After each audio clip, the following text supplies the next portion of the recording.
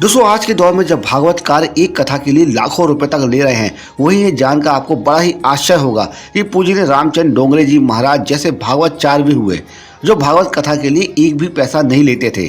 दोस्तों जहाँ जहाँ वो भागवत कथा कहते थे उसमें से जो भी दान दक्षिणा चढ़ावा आता था उसी शहर के, गांव के या फिर गरीब के लिए जन कल्याण में लगा देते थे।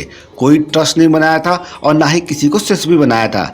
अपना भोजन स्वयं बनाकर ठाकुर जी को भोग लगाकर प्रसाद ग्रहण करते थे।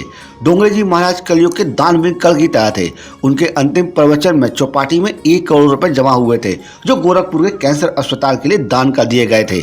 दोस्तों डोंगरे महाराज जी की शादी हुई थी तो सुहागरात के समय उन्होंने अपनी धर्म पत्नी से कहा कि देवी मैं चाहता हूं कि आप मेरे साथ 108 भागवत कथा का प्राण करें। इसके बाद यदि आपकी इच्छा होगी तो हम गृहस्थ आश्रम में प्रवेश करेंगे। इसके बाद जहाँ जहाँ डोंगरे जी महाराज भागवत कथा करने जाते थे तो उनकी पत्नी भी साथ में जाती थी और 108 भागवत कथा पूर्ण होने में करीब 7 वर्ष बीत गए थे। तब डोंगरे जी महाराज अपनी धर्म पत्नी से बोलते हैं, अगर आपकी आज्ञा हो तो हम गृहस्थ आश्रम में प्रवेश करें और संतान उत्पन्न करें। इस पर उनकी पत्नी ने कहा कि आपके श्रीमुख से मैंने 108 भागवत कथा का श्रवण किया है और मैंने गोपाल जी को अपना पुत्र मान लिया है, इसलिए अब हमें संतान उत्पन्न करने की कोई जरूरत नहीं है। दोस्तों धन है ऐसे पति पत्नी और उनकी भक्ति और उनके कृष्ण प्रेम को। मैं तो डोंगरे जी महाराज की पत्नी अबू में रहती थी और डोंगरे जी महाराज देश दुनिया में भागवत कथा का रस बरसाते थे। पत्नी की मृत्यु के 5 दिन पश्चात उन्हें पता चलता है। वे अस्थि विसर्जन करने गए और उनके साथ मुंबई के बड़े बड़े सेठ भी थे।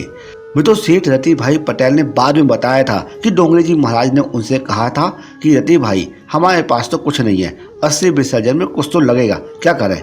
फिर वो खुद आगे बढ़कर बोले, ऐसा करो कि पत्नी के मंगलसूत्र और कनफूल बेचकर जो मिले उसे अस्थि विसर्जन क्रिया में लगा देते हैं। सेठ रति भाई ने रोते हुए बताया कि जिन महाराज के इशारों पर लोग कुछ भी करने को तैयार थे वे महापुरुष कह रहे थे कि पत्नी के अस्थि विसर्जन के लिए पैसे नहीं है। हम उसी समय क्यों नहीं मर गए। और फूट फूट कर रोने के अलावा मेरे मुंह से सब एक ही शब्द निकल रहा था कि ऐसे महान संतों के चरणों में कोटि कोटि नमन।